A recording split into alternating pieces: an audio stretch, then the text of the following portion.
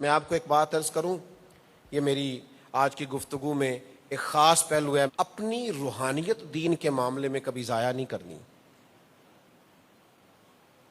آپ کو لوگ دلیلیں دیں گے، لوگ آپ کو بہت ساری چیزیں نکال کے دکھائیں گے، لیکن جو روحانیت ہے نا، جو آپ کی اللہ سے وابستگی ہے، اس کو کمزور نہیں پڑنے دینا۔ 100% درست ہے بات کہ نفل پڑھنا ضروری نہیں ہوتا، نفل پڑھیں تو ثواب ہے، نہ پڑھیں تو گناہ کوئی نہیں۔ اس لیے ڈھیر سارے لوگوں کو نئے نئے اسکالرز نے نفل پڑھنے سے روک دیا ہے، غیر مؤکدہ سنتیں پڑھنے سے روک دیا ہے۔ میں بالکل کھلے دل سے کہتا ہوں کہ نفل پڑھنا ضروری نہیں ہے، نہ پڑھیں تو کوئی گناہ نہیں، لیکن اگر پڑھیں تو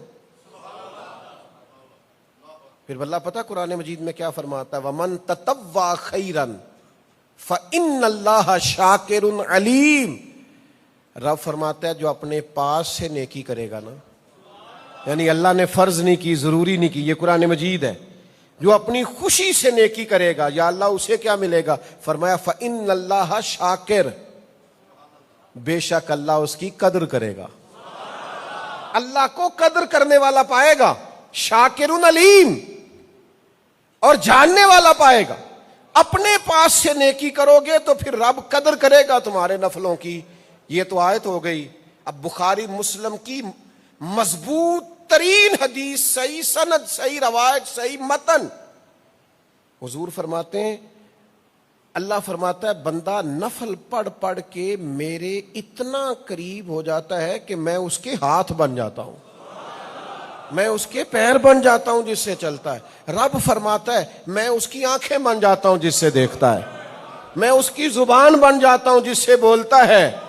اور سنو سنگیو، نفل پڑھنا ضروری نہیں، پر اگر کوئی صبغت اللہ کے رنگ میں رنگنا چاہے تو نفل پڑھے گا تو رنگ دیا جائے گا۔ صبغت اللہ، ومن احسن من اللہ صبغہ، اللہ کا رنگ، اور اللہ کے رنگ سے سونا کسی کا رنگ ہو سکتا؟ تو یہ رنگ کیسے ملتا ہے؟ حضور فرماتے ہیں نفل پڑھنے سے ملتا ہے۔ اور بخاری مسلم کی اتنی مضبوط روایت ہے کہ چیلنج بھی کوئی نہیں کر سکتا۔ تو میرے عزیز، اس لیے لوگوں کی باتوں پہ نہ آیا کریں۔ میں آپ کو ذمہ داری سے کہتا ہوں، جو نفل پڑھنے چھوڑے گا نا، وہ سنتیں بھی چھوڑنی شروع کر دے گا۔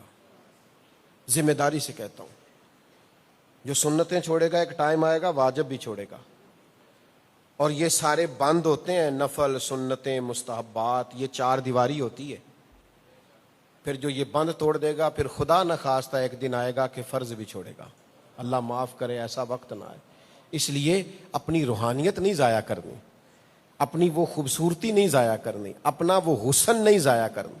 وہ جو نفل سے، عبادت سے، ریاضت سے نور پیدا ہوتا ہے، وہ نور ہمیشہ قائم رکھنا ہے۔ یہی قربانی کا فلسفہ ہے، یہی حج کا فلسفہ ہے، یہی عبادت کا فلسفہ ہے، یہی خدمت کا فلسفہ ہے۔